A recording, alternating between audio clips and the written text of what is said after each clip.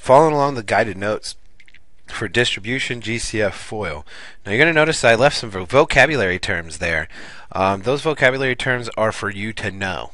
You need to know and understand those terms. If you don't know those terms at the end of this video, then you need to go look them up. You are responsible for knowing what these words mean. And the key to mathematics is knowing the vocabulary. One of the biggest overreaching patterns in mathematics is that what you do forwards, we're going to try to do backwards. And we started doing that in kindergarten when you learn how to add.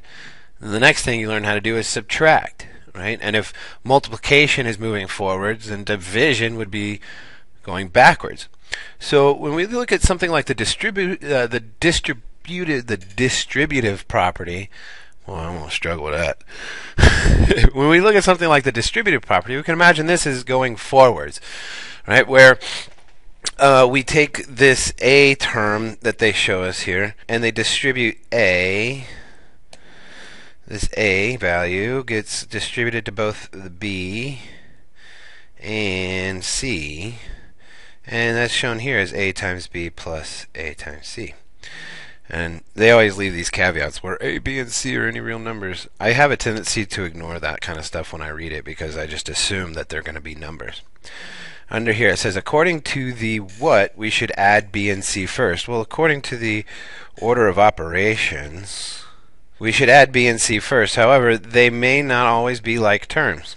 So in order to break down these parentheses, we need to distribute the term in front to all terms of the polynomial. Now here we're going to do a couple of exercises. The first one, 6 times the quantity x minus 5. Well, that 6 is the term in front, and we're going to distribute it to every term inside this binomial.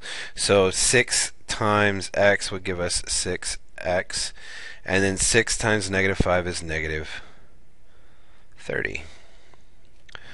And now we're going to distribute the 9 to both terms here. And 9 times 6x is 54x. Plus 9 times 5y, that gives us 45y's.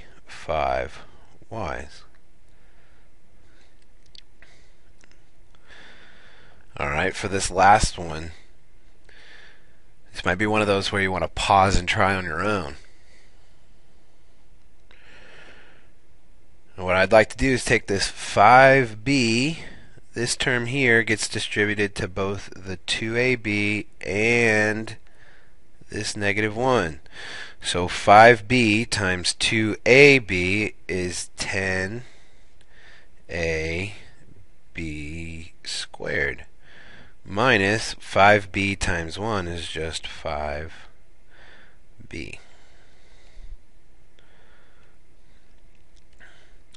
Alright, now the greatest common factor, so if distribution is forwards, which I'm sure that was just a review for most of you, so if distribution is moving forwards, then greatest common factor would be the backwards of that pattern.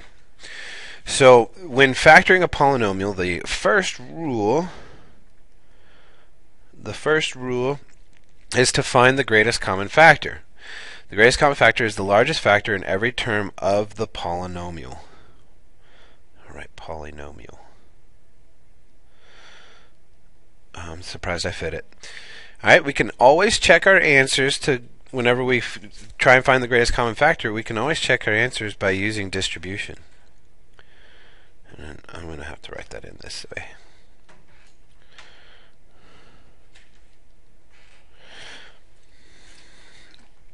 Alright, so here we want to find the greatest common factor of 12x plus 3. Well, this first term has a variable, the second one does not, so x cannot be a common factor of each term. But I know that 12 is divisible by 3 and 3 is divisible by 3.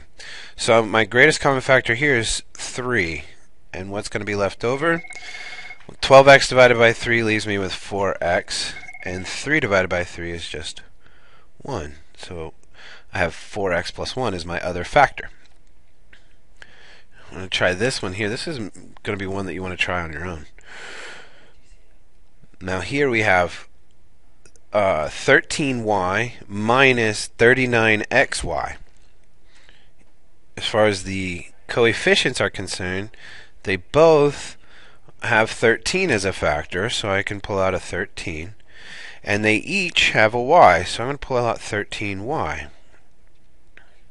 Now I take my first term, and that 13y divided by 13y leaves me with 1, minus, and 39 divided by 13 is just 3, and xy divided by y, I just have x left over. Now I'm going to do the last one down here. Alright, 10ab squared minus 5b. Well, when I look at the coefficients, I see that they both have a 5, so I can pull the 5 out. Now this one has an a, but this one does not have an a, so I cannot pull out an a. But they both have a b, so I can pull 5b out from both of those. And left over, I have 2ab minus 1.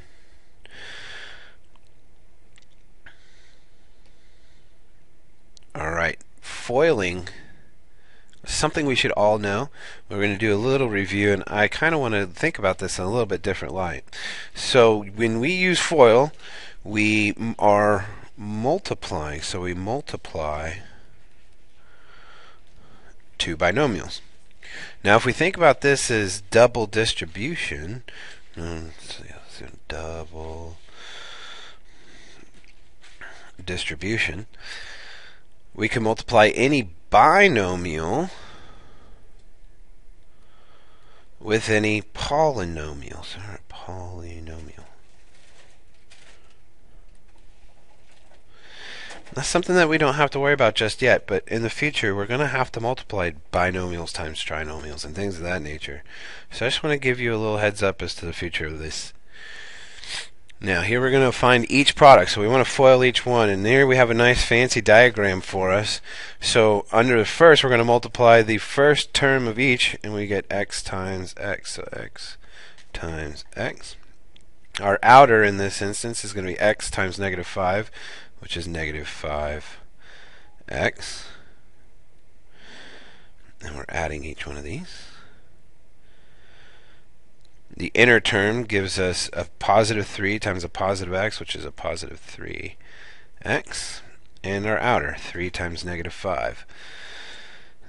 Plus, and 3 times negative 5 is negative 15. Now we can clean this up a little bit. X times x we know to be x squared. A negative 5x plus a positive 3x is a negative 2x.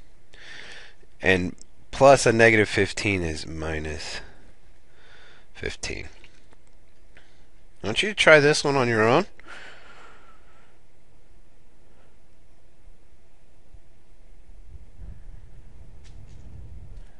And now that you've done that, let's see if we got it right.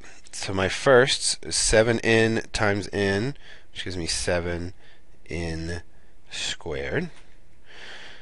My outside is 7n times 3, which is 21n.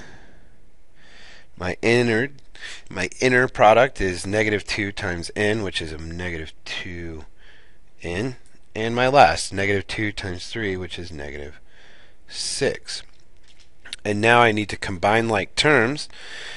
And my like terms are going to be the positive 21n and the negative 2n. So I have 7n squared plus 19n minus 6.